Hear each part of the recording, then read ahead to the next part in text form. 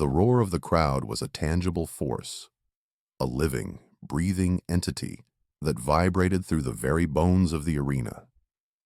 It was a sound that had become synonymous with the names Mark, the Annihilator Stone, and Alex the Phoenix Riley, two titans of the WWE whose rivalry had transcended the squared circle years ago.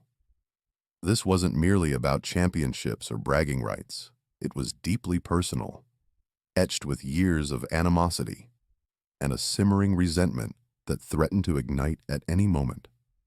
Tonight, that animosity had reached a fever pitch. The main event had just concluded. A brutal, visceral affair that left both men battered and bruised, their bodies testament to the ferocity of their clash. Mark Stone, a mountain of muscle and controlled aggression, stood victorious, his hand raised by the referee amidst a chorus of boos and cheers. But victory had come at a cost. His chest heaved, sweat and blood streaked across his face, and his eyes, usually cold and unyielding, held a glint of exhaustion. Across the ring, Alex Riley lay sprawled on the mat, his normally vibrant red and gold attire torn and muddied. He had fought with the heart of a lion, but tonight the Annihilator had proven too much. The crowd, a sea of faces illuminated by the flashing lights, was electric, buzzing with the aftermath of a truly epic encounter. Yet beneath the surface of their excitement, there was an unmistakable tension, a sense that the story between these two men was far from over. As the referee checked on Riley, Stone snatched a microphone from a ringside assistant. His heavy breathing crackled through the arena's speakers, amplifying his every word. This was usually the moment for a triumphant declaration, a boast of his dominance. But Mark Stone was not one for conventional celebrations, especially when it came to Alex Riley. Instead of reveling in his win, he turned his gaze to his fallen rival, a sneer twisting his lips. "Riley," he rasped, his voice raw and gravelly. "You talk a big game. You talk about fighting for what's right, about being a hero, but face it, Phoenix. You're just a broken bird. You can't even keep your own life together, let alone protect what's truly important." The words hung in the air, sharp and venomous, designed to cut deeper than any physical blow. They weren't just about the match. They were about something far more insidious, something personal that only Stone seemed to grasp. Alex Riley, still on the canvas, slowly pushed himself up onto his knees. His head was bowed, his shoulders slumped. But as Stone's cruel words echoed through the stadium, he slowly lifted his head. His eyes, usually bright with determination, were now a complex mixture of fury and a profound, almost heartbreaking sadness. He didn't retort, didn't scream back, didn't even attempt to defend himself. He simply stared at Stone, a silent, wounded gaze that hinted at a pain far deeper than any injury sustained in the ring. The camera zoomed in, capturing the raw emotion etched on his face, a fleeting glimpse of a man carrying a heavy, hidden burden. The moment was brief, yet it spoke volumes, leaving the audience with an unsettling feeling that there was more to Riley's struggle than met the eye. Days later, the wrestling world was still abuzz with the fallout from the brutal match and Stone's cutting post-match taunt. But then, a different kind of news broke, shattering the typical sports headlines. It wasn't about championships or rivalries. It was about Alex Riley's personal life, a quiet tragedy that had largely been kept from the public eye. A local news report, picked up by national outlets and quickly circulating on social media, detailed the heartbreaking reality of his young daughter, Lily. The report, accompanied by a blurred photo of a sweet-faced child, explained that Lily suffered from a severe, debilitating medical condition, one that had plagued her since infancy. It spoke of her ongoing struggles with developmental delays, chronic pain, and a grim prognosis. The article didn't just highlight Lily's plight. It underscored the immense financial and emotional toll it had taken on Alex and his wife, Sarah. They were fighting a battle far more challenging than any wrestling match. A battle for their daughter's life, waged in hospitals and therapy centers, far from the bright lights of the arena. The revelation was a stark, jarring contrast to the theatrical violence of the wrestling world. It painted Alex Riley not just as the Phoenix, a resilient superstar, but as a devoted father grappling with an unimaginable hardship. The audience, having witnessed Stone's cruel taunt about Riley's inability to protect what's important, was now left with a chilling question. How would this intensely personal rivalry, fueled by years of animosity and now complicated by a heartbreaking struggle, intersect with such a profound and real-world tragedy?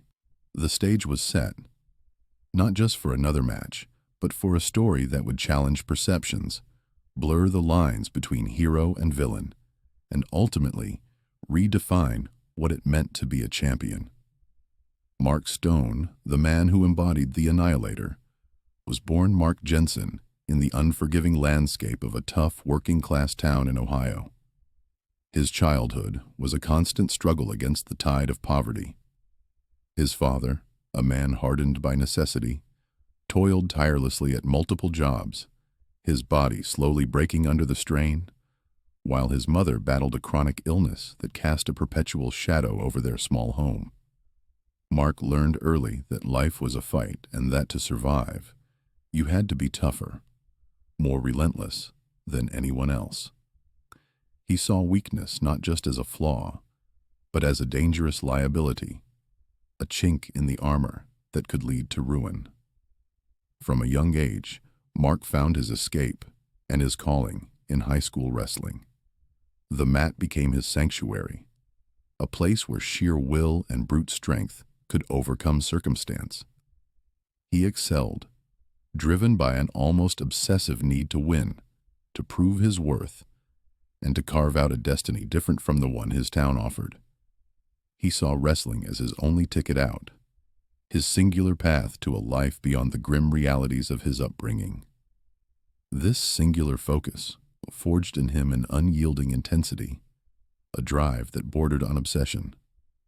After high school, the independent wrestling circuit became his brutal apprenticeship. He lived a nomadic existence, sleeping in his beat-up car, surviving on cheap, often stale food.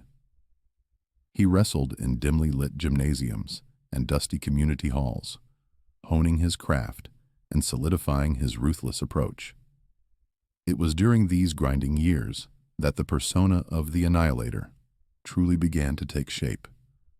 A relentless, unforgiving force, a man who gave no quarter and expected none in return. Every pin, every victory, was a testament to his unbreakable will and his refusal to be anything less than dominant.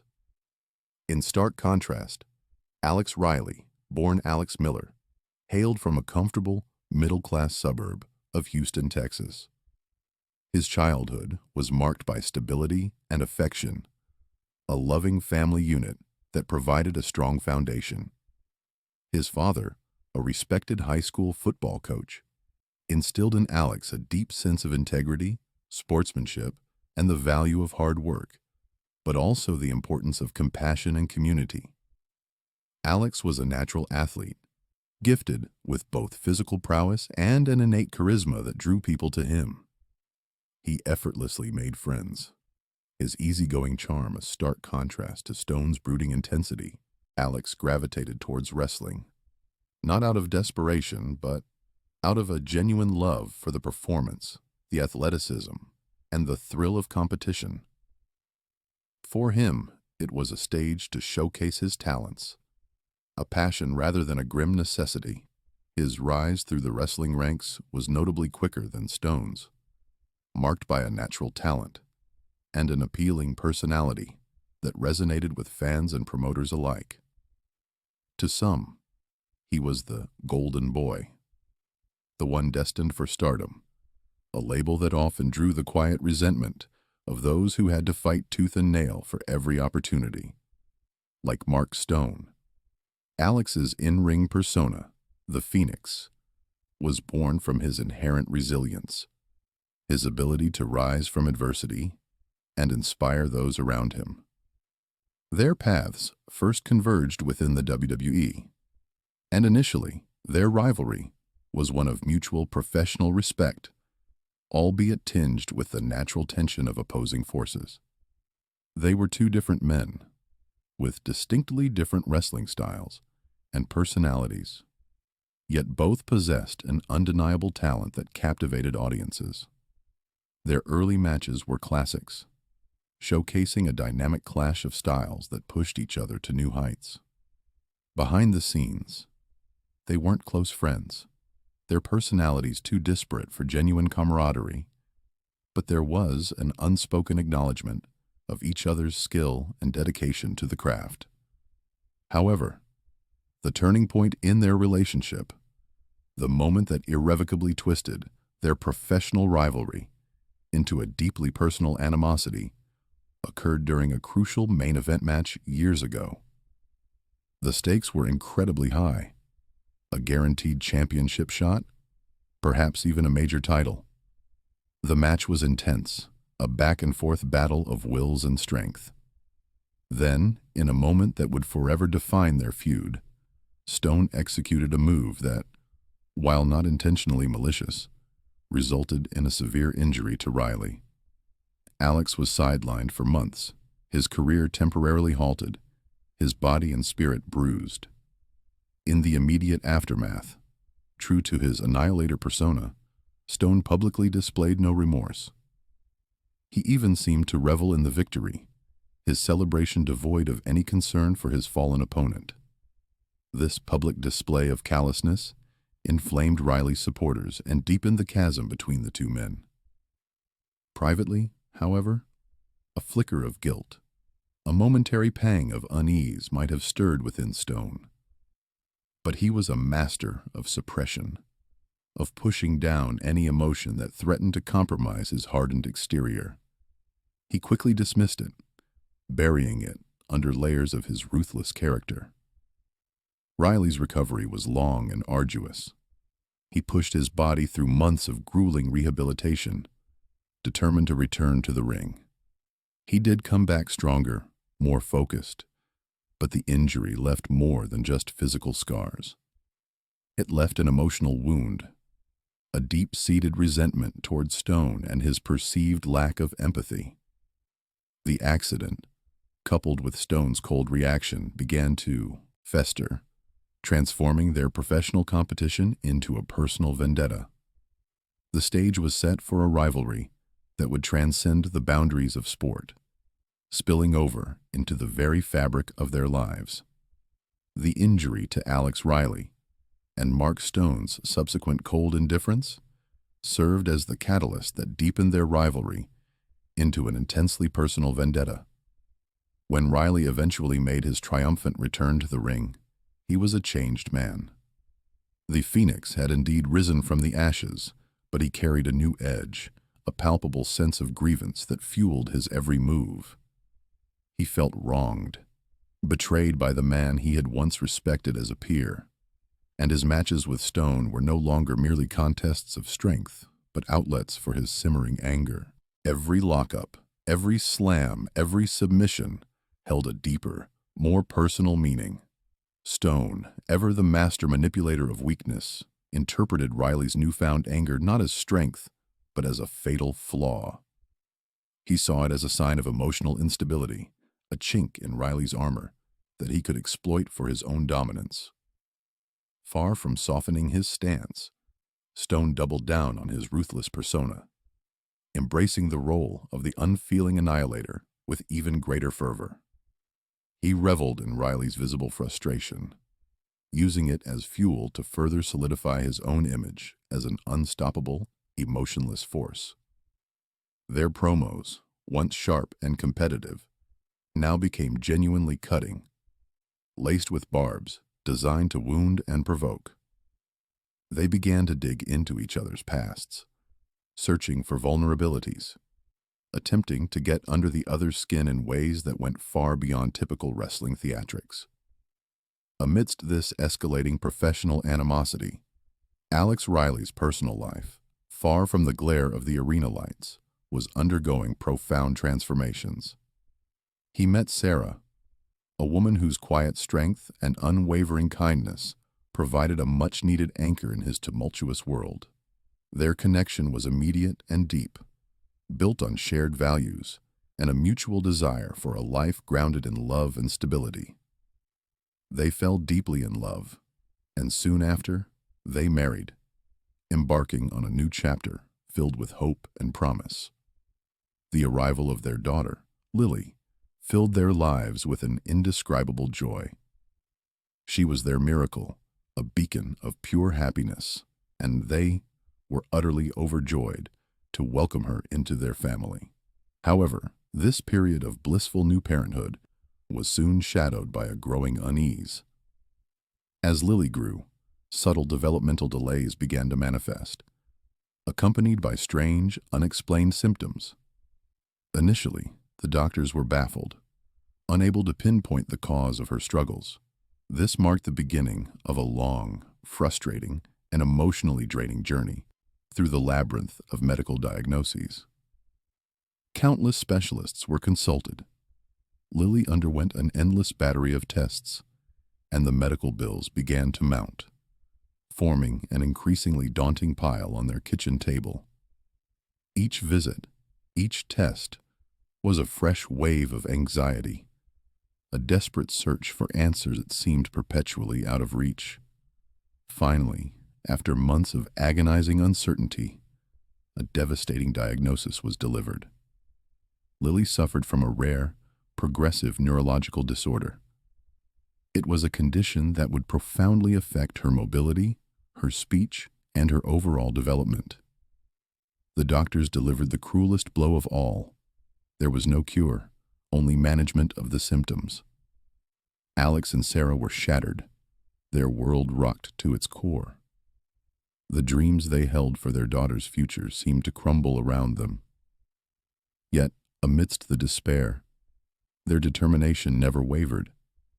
They were united in their resolve to give Lily the best possible life, to fight for every ounce of progress, every moment of joy.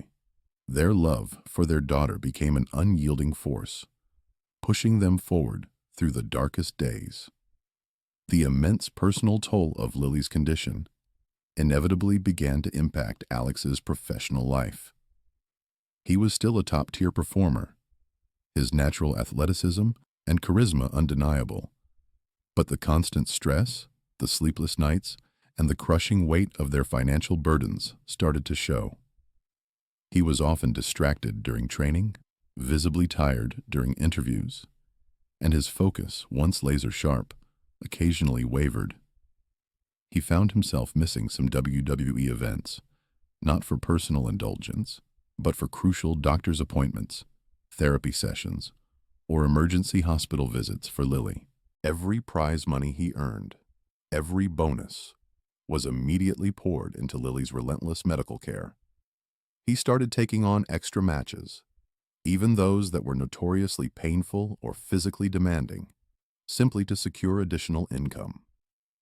He pushed his body to its absolute limits, driven by a father's desperate love and the ever-present threat of mounting expenses.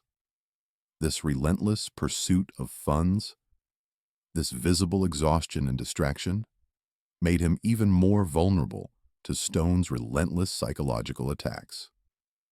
From Stone's perspective, this was all just further proof of Riley's inherent weakness.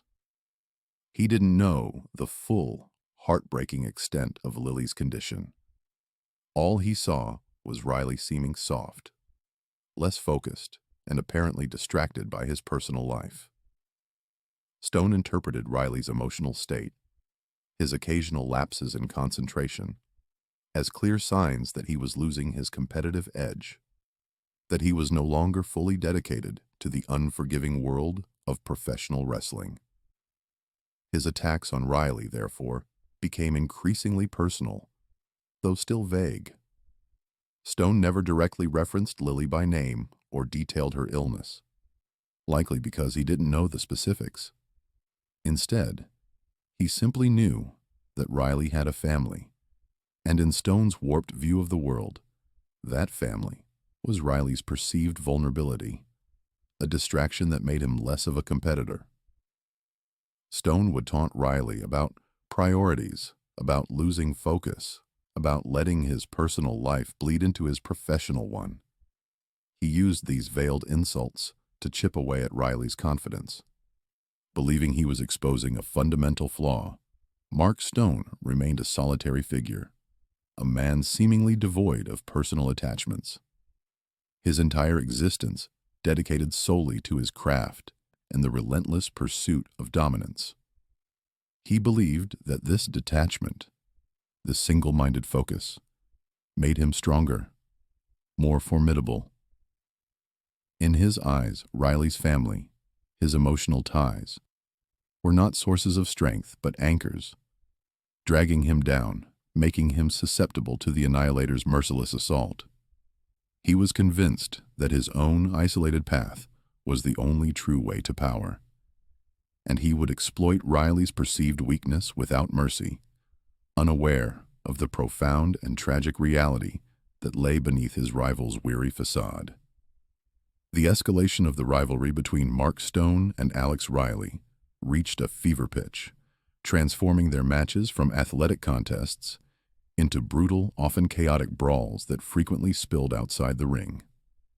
Their promos, once theatrical displays of bravado, were now infused with a genuine, raw hatred that crackled through the air. Stone, ever the provocateur, would unleash venomous insults, calling Riley a loser in life, a failure at everything he touches, his words designed to cut deep and dismantle his opponent's spirit. Riley, equally incensed, would retort with furious accusations, branding Stone a soulless machine, a man who cares about nothing but himself. Each phrase a desperate attempt to humanize the Annihilator and expose his perceived lack of humanity. The fans, caught in the crossfire of this deeply personal war, were sharply divided, some thrilled by Stone's relentless intensity and unyielding dominance, others rallying behind Riley's resilience and his seemingly endless capacity to endure. Meanwhile, far from the roar of the arena, Lily's condition took a severe turn for the worse. She suffered a major setback, necessitating another agonizing hospitalization. The sterile white walls of the hospital once again became a grim backdrop to Alex and Sarah's lives, their hearts heavy with dread. During one particularly difficult conversation, the doctors cautiously presented a glimmer of hope, a new experimental treatment that held the potential to significantly improve Lily's prognosis. However, this hope came with a crushing caveat. The treatment was incredibly expensive, costing hundreds of thousands of dollars, and, being experimental, it was not covered by their insurance.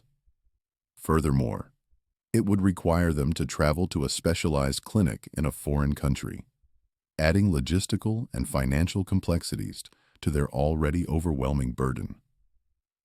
Alex was utterly desperate. The weight of his daughter's future, intertwined with the impossible financial challenge, pressed down on him with suffocating force.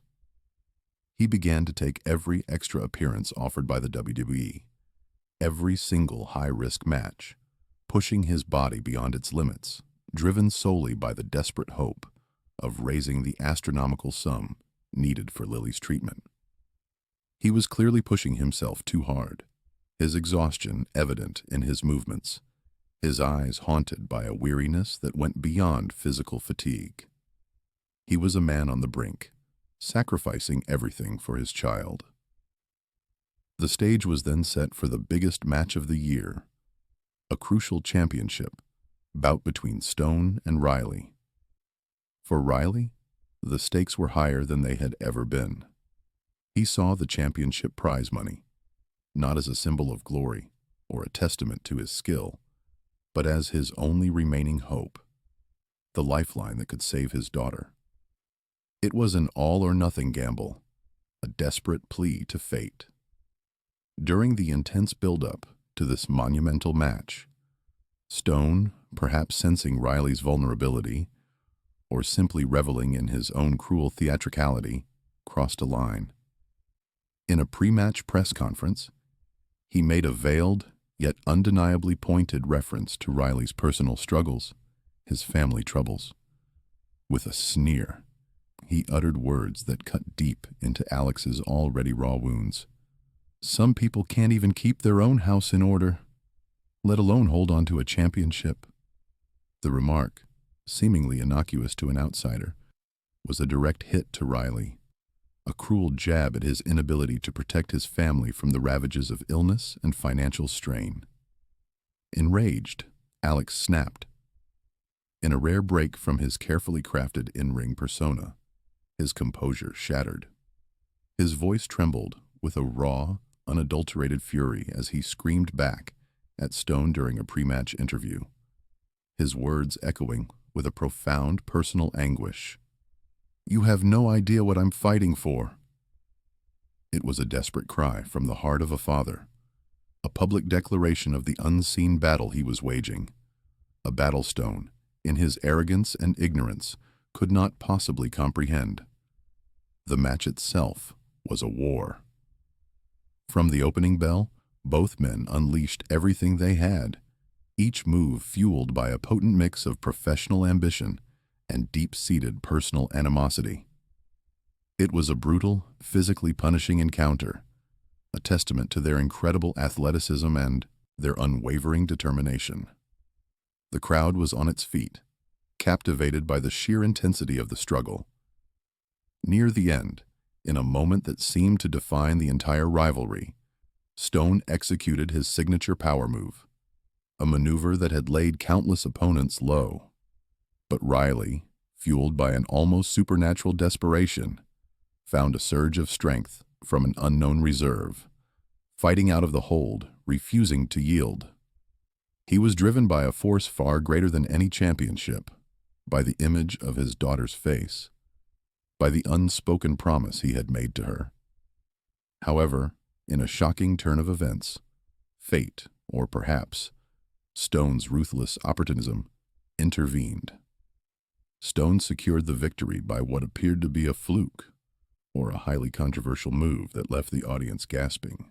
It was a devastating loss for Riley, not just in the ring, but in the deeper, more personal fight he was waging for Lily. As Stone celebrated, the camera zoomed in on Riley, left heartbroken and defeated on the canvas, clutching his side. A single, solitary tear traced a path down his sweat-streaked face, a poignant testament to the profound dual defeat he had just suffered. He had lost the championship, but more agonizingly, he felt he had lost his last, best hope for his daughter. The image of his crushed spirit, the raw pain etched on his face, was a stark and unforgettable moment, leaving the audience with a profound sense of sorrow for the fallen Phoenix. After the controversial win, Mark Stone stood in the center of the ring, the championship belt hoisted high above his head, a picture of triumphant defiance. The roar of the crowd, a cacophony of boos and scattered cheers, washed over him. But for a split second, his gaze fell upon Alex Riley, still crumpled on the canvas, defeated and broken.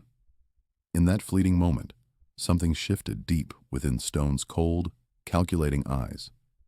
It wasn't pity, not exactly, but a flicker of something akin to recognition. A raw, unvarnished glimpse of true, profound pain that resonated with a forgotten chord within his own hardened heart. The usual triumphant sneer on his face faltered, replaced by a momentary blankness.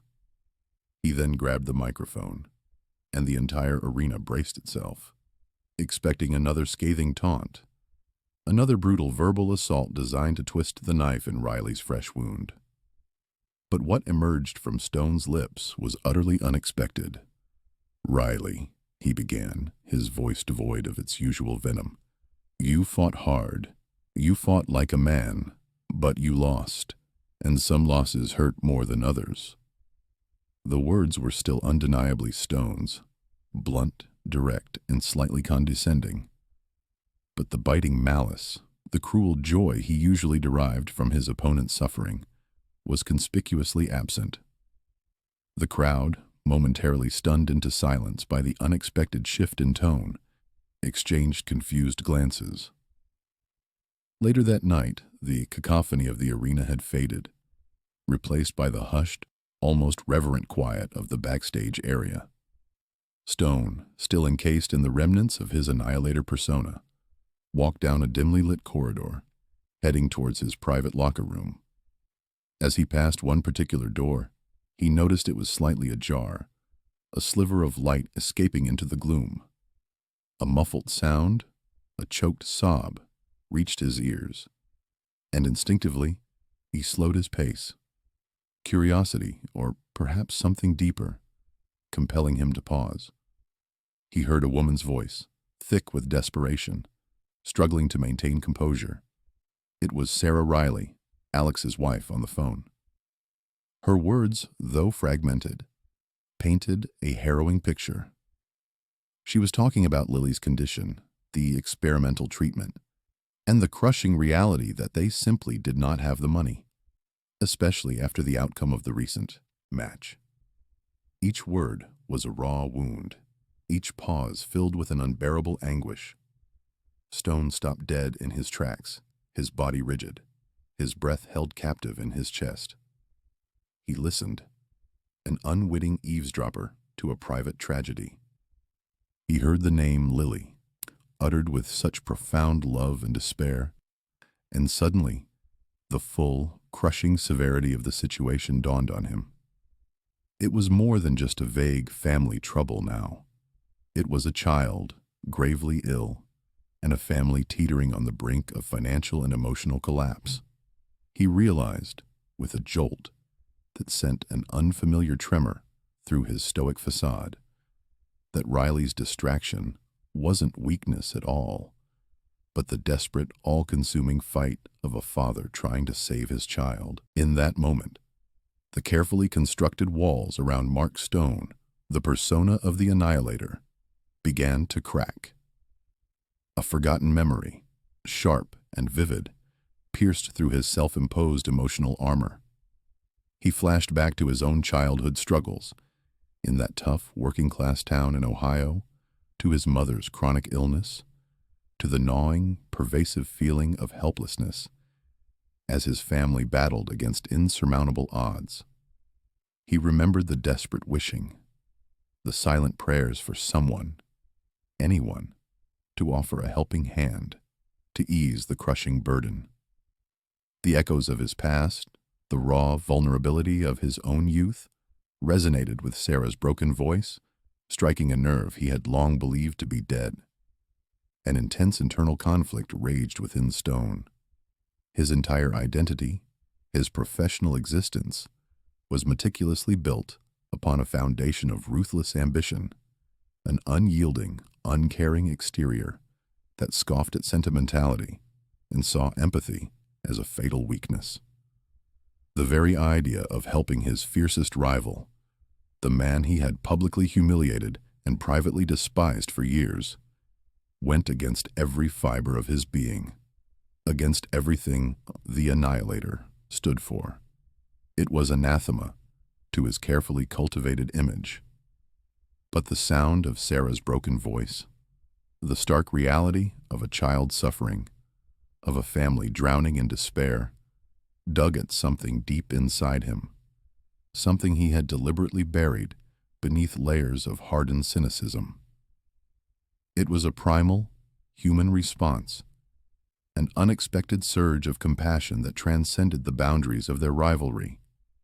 He couldn't shake the memory of his own difficult past, the constant struggle, the gnawing anxiety, the silent desperation. He remembered the profound, debilitating feeling of wishing someone, anyone, had stepped in to help his family, to alleviate their suffering. The memory was a ghost, haunting him, whispering promises of a different path. The night stretched long, sleepless, as Stone grappled with the unprecedented turmoil within him. The Annihilator, for the first time in perhaps his entire adult life, was truly conflicted, truly vulnerable to a force he had always dismissed. Human empathy. The dawn finally broke, painting the sky with hues of decision. After a long, silent battle, Stone made a phone call. It wasn't to the WWE office to gloat about his victory, or to his agent to discuss new endorsement deals. It was to a lawyer, a sharp, discreet professional he knew, or perhaps a medical contact he had cultivated through his own extensive history of injuries in the ring. His mission was clear, though shrouded in absolute secrecy. He began to discreetly look into Lily's condition, delving into the intricacies of her rare neurological disorder and the specifics of the experimental treatment Sarah had mentioned. He activated his vast network of connections, leveraging his considerable resources and influence, all without a single soul knowing the true purpose of his clandestine investigation. He meticulously verified the legitimacy of the treatment, scrutinizing every detail of the specialized clinic in the foreign country. He needed to be certain, not just for Lily's sake, but for his own, to justify this unprecedented deviation from his established ruthless path. The Annihilator was still tactical, still precise, but his focus had, for the first time, shifted from annihilation to a quiet, anonymous act of salvation. Stone, despite his public persona of ruthless aggression and his ongoing, very public feud with Riley, began to act with a quiet, almost surgical precision. His actions were entirely covert, masked by layers of anonymity, and executed through intermediaries. He initiated a series of anonymous donations, each one substantial, directing the funds towards the very specialized clinic that offered Lily's experimental treatment. To ensure absolute discretion and to prevent any link back to himself, he utilized a shell company, a complex financial structure designed to obscure the true source of the money, or perhaps a trusted third party, a lawyer or a financial advisor who understood the gravity and secrecy of the request. The transfers were meticulously arranged, a silent testament to his commitment, a stark contrast to his loud, bombastic in-ring persona. Beyond the financial contributions, Stone also leveraged his considerable influence and connections within the world of professional sports and beyond. He pulled strings, made discreet inquiries, and activated a network of contacts that few knew he possessed. His goal was not just to fund the treatment, but to expedite the process, to ensure Lily secured a coveted spot on the waiting list for the highly sought-after experimental procedure. He moved mountains behind the scenes, using his power and prestige in a way no one, especially not Alex Riley, could ever have imagined. He did all of this without revealing his identity, maintaining the illusion of the Annihilator, while simultaneously orchestrating a miracle. Meanwhile, entirely unaware of the silent benefactor, working tirelessly in the shadows, Alex and Sarah Riley received a notification that defied belief. An anonymous message arrived from the specialized clinic, not just an acceptance for Lily, but confirmation that a significant portion of the astronomical treatment cost had already been covered. The news hit them like a tidal wave of relief and disbelief. They were utterly overjoyed, tears streaming down their faces as they clutched each other, the impossible suddenly made possible. But amidst their ecstatic celebration, an overwhelming sense of bewilderment lingered. Who could have done this? Who possessed such immense generosity and the means to make such a profound impact? Their minds raced, hypothesizing about wealthy fans, benevolent charities, or perhaps a distant, unknown relative. The thought of Mark Stone, their bitter rival, being the source of this miraculous intervention, was so far beyond the realm of possibility that it never even crossed their minds. With renewed hope and a sense of profound gratitude for their unknown savior, they immediately began making arrangements for Lily to travel for the life-changing treatment. The wrestling world, however, remained oblivious to Stone's secret act of kindness. The rivalry between him and Riley was still the dominant narrative, the animosity seemingly as potent as ever. They were scheduled for another major event, a final, non-title grudge match, designed to capitalize on the lingering tension and the desire for definitive closure. The atmosphere leading up to the match was electric, charged with the anticipation of another brutal encounter. During a pre-match promo, standing in the center of the ring, Alex Riley, his face etched with a mix of exhaustion and an almost luminous hope, began to speak. His voice, usually confident and booming, was now tinged with a raw, unexpected emotion. He spoke about the miracle that had befallen Lily, the unexpected chance at life she had been given. He publicly, heartfeltly, thanked the anonymous donor, his eyes scanning the crowd as if searching for a face he would never find. "Whoever you are," he declared, his voice thick with emotion, "you saved my daughter's life. You gave her a future." Then his gaze, sharp and direct, landed on Mark Stone, who stood on the stage, watching with his usual impassive demeanor. Riley's next words carried a veiled challenge, a desperate attempt to assert a different kind of victory. "You may have taken my championship," he said, his voice rising, "but someone out there gave me something far more valuable." Stone, from his vantage point on the stage, simply stared back. Not a muscle in his face twitched. No outward sign betrayed the storm brewing beneath his composed exterior.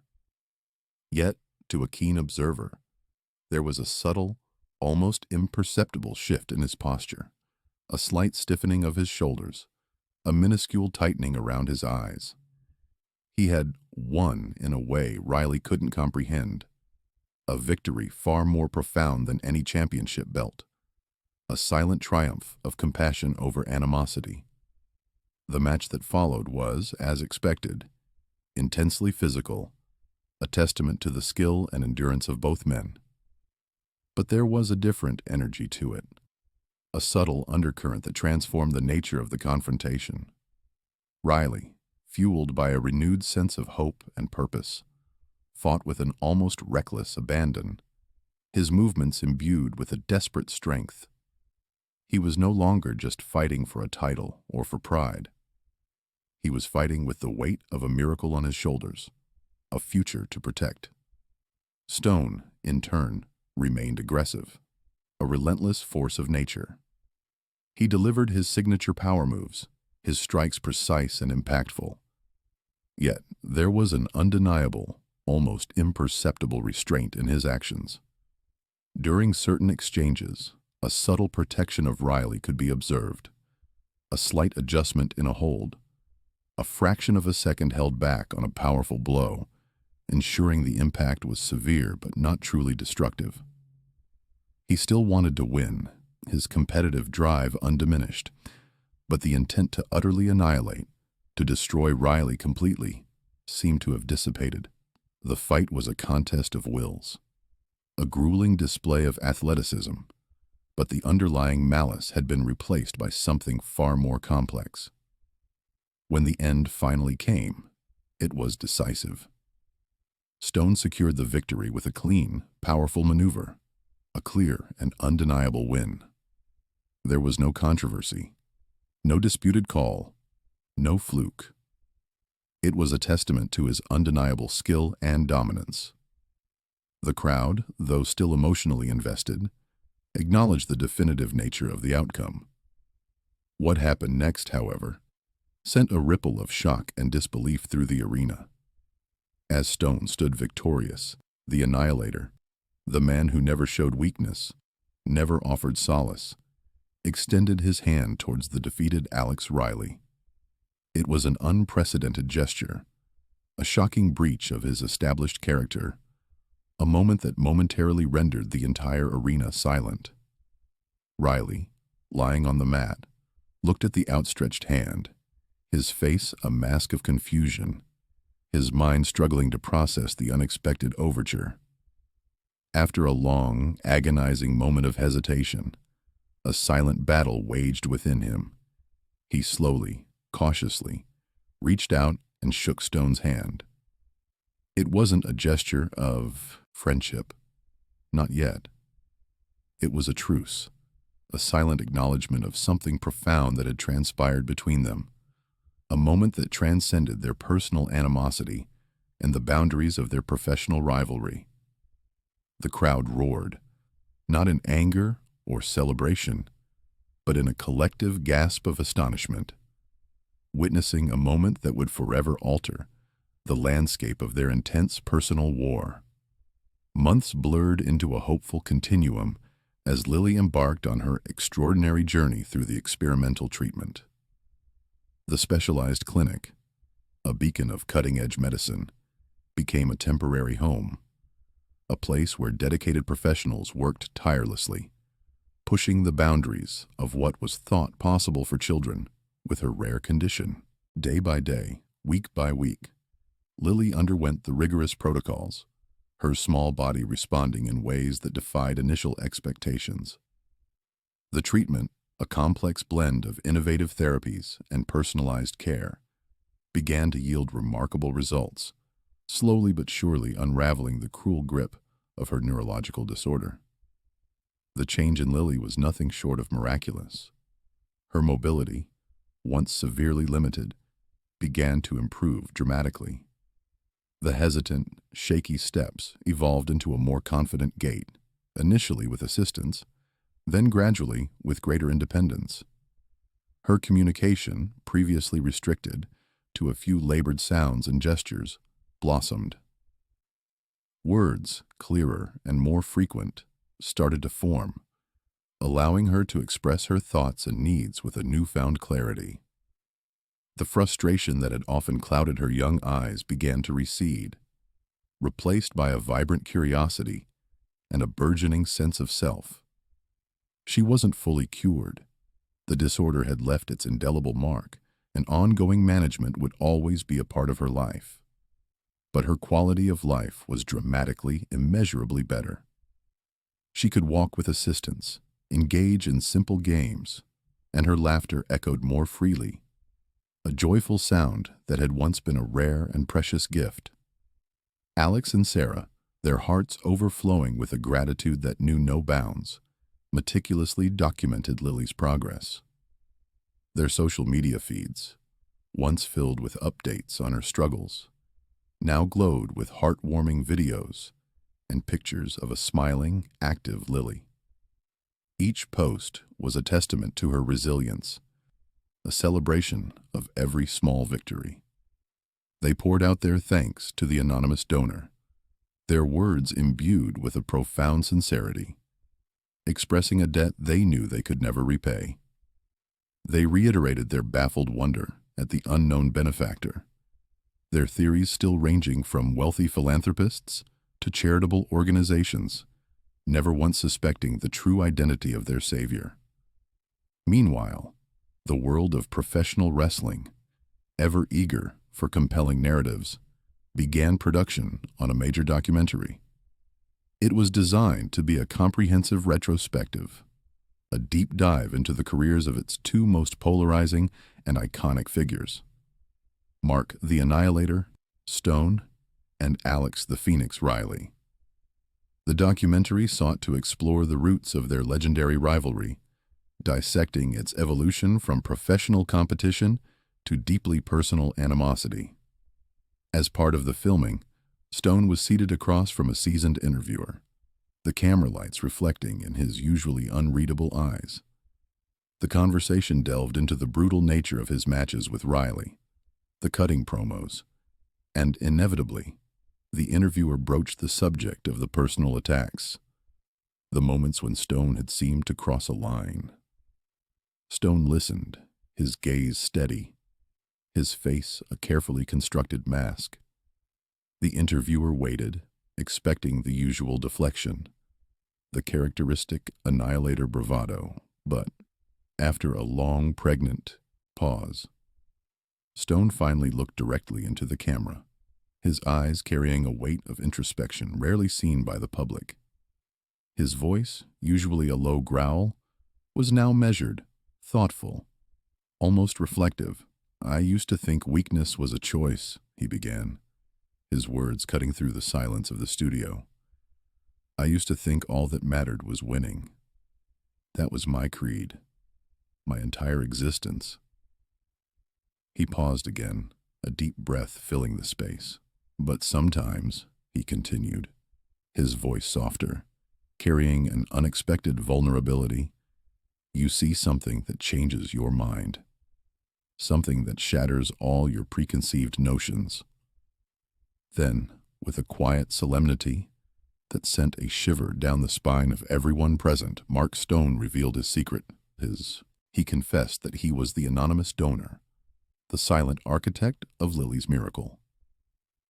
He explained how he had overheard Sarah that night, her raw despair echoing his own childhood memories, stirring a forgotten chord of empathy within him. He described the agonizing internal conflict, the battle between the ruthless annihilator persona and the unexpected surge of human compassion. He explained that he couldn't stand by, that the memory of his own family's struggles had compelled him to act. He made it clear that he hadn't done it for glory, not for public acclaim, but because in that moment, when faced with such profound suffering, it was simply the right thing to do. He acknowledged the irony, the stark contrast to his public image. "I'm still the annihilator," he stated, his voice regaining a touch of its familiar steel. "But maybe I've learned there's a different kind of strength now." The documentary then cut abruptly to Sarah Riley, filmed in her living room, watching Stone's interview live, entirely unaware of what was about to unfold. She sat on the edge of her seat, a nervous smile playing on her lips, ready to hear Stone's typical dismissive remarks about her husband. As Stone began his confession, her eyes widened in disbelief, her breath catching in her throat. The color drained from her face as the words "anonymous donor" and "Lily" connected with the annihilator's voice. Tears welled up in her eyes, not tears of sorrow, but of overwhelming, uncontainable gratitude and shock. The man who had been her husband's fiercest rival, the man who had seemed to revel in their family's misfortunes, the man she had secretly resented for his perceived cruelty, was their miracle worker. He was the one who had quietly, selflessly, given her daughter a second chance at life. She broke down completely, a torrent of emotion washing over her. She couldn't speak, couldn't form a single coherent word. All she could do was cry, her body trembling with the weight of this incredible revelation, clutching a cherished photograph of a smiling, healthy Lily to her chest.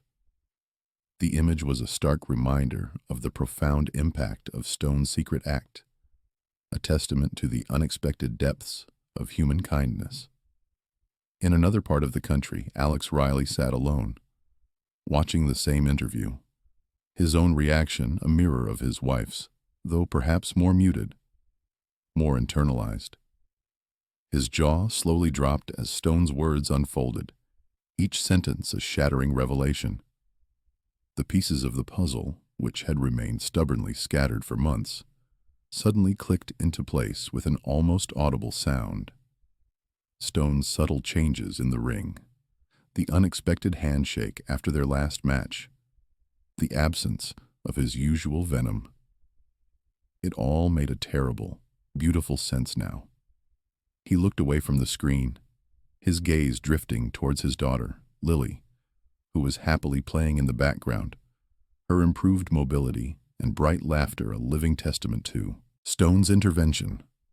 A profound sense of shock, respect, and an almost unbearable indebtedness washed over him.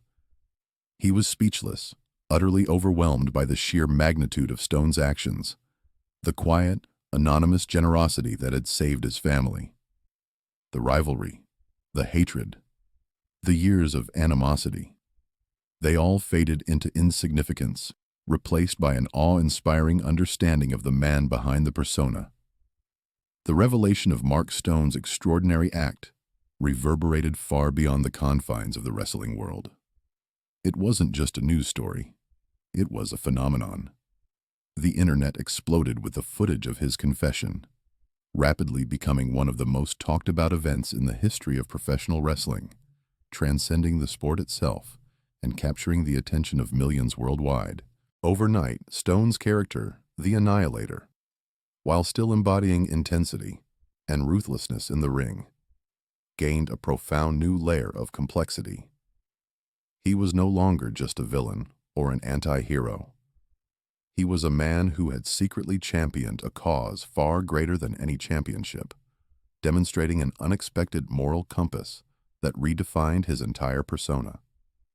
He remained a force to be reckoned with, but now his strength was understood to be multifaceted, encompassing not just physical prowess, but also an unwavering, albeit hidden, sense of humanity. His rivalry with Alex Riley, once defined by bitter animosity and personal attacks, was fundamentally transformed. It wasn't over. The competitive fire between them still burned, a testament to their shared drive and passion for their craft.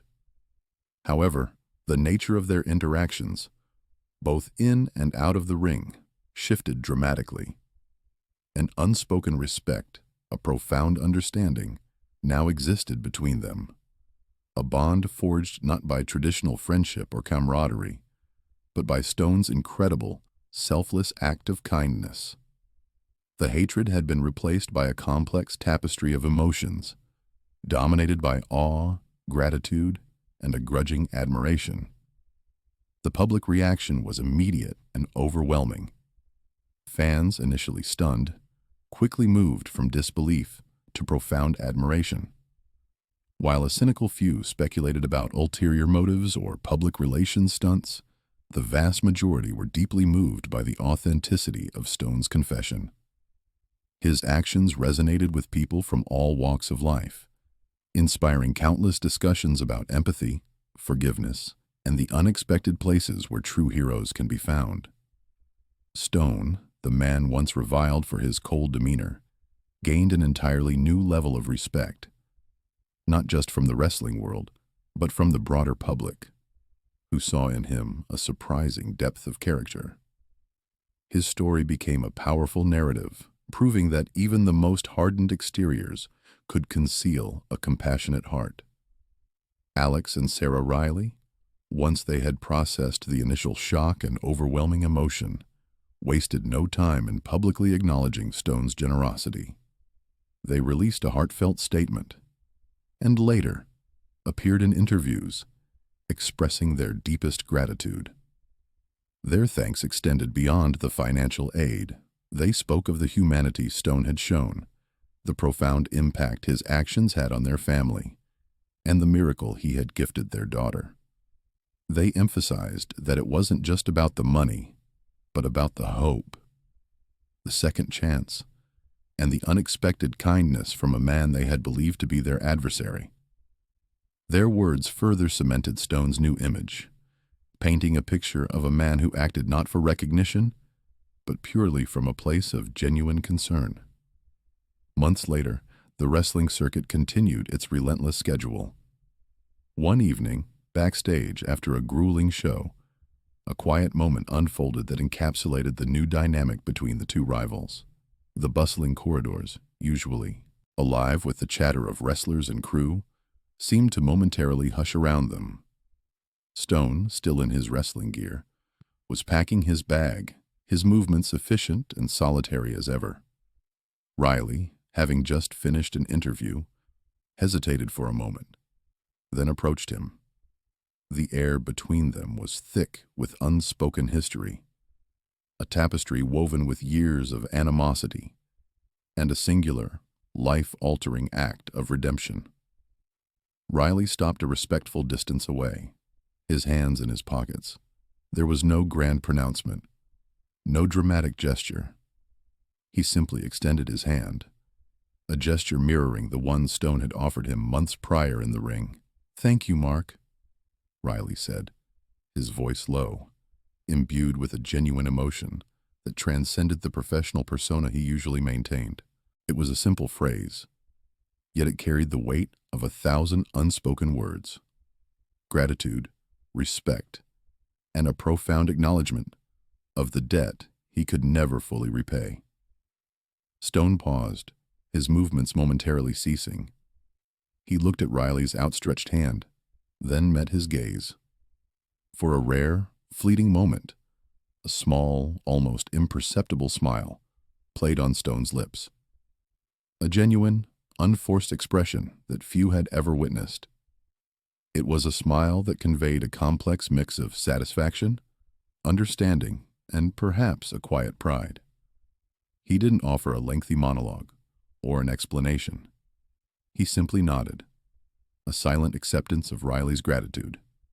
And then, his voice a low rumble, he spoke, his words carrying an unexpected warmth. "She's a fighter, Alex," Stone said, a hint of admiration in his tone. "Just like her old man." It was a moment of profound understanding, a shared humanity that transcended their roles as rivals, as performers, as characters. It was a recognition of the universal bond between parents, of the quiet strength found in the face of adversity, and of the unexpected compassion that can emerge from the most unlikely of places. It wasn't an invitation to friendship in the conventional sense, but a powerful affirmation of a truce, a mutual respect forged in the crucible of suffering and selfless kindness. Years passed, and Lily continued to thrive. The experimental treatment, coupled with ongoing therapy, and the unwavering love and support of her family, allowed her to lead a fulfilling and vibrant life. While her condition still required careful management, it no longer defined her. She was a happy, energetic child, her laughter a constant melody in the Riley household. She walked with a confident gait, her speech clear and articulate, her eyes sparkling with intelligence and curiosity. She played, she learned, she explored, embracing every aspect of her childhood with a joyful determination. Her life was a living testament to the power of medical innovation, the resilience of the human spirit, and the extraordinary, anonymous kindness of a man who chose compassion over caricature. The story of Mark Stone and Alex Riley, of Lily's miracle, became a legend, a powerful reminder that even in the most intense rivalries, amidst the theatrical clashes and manufactured animosity, the capacity for profound compassion can emerge from the most unexpected places, leaving an indelible mark on lives and hearts, forever changing the narrative of what it truly means to be a hero.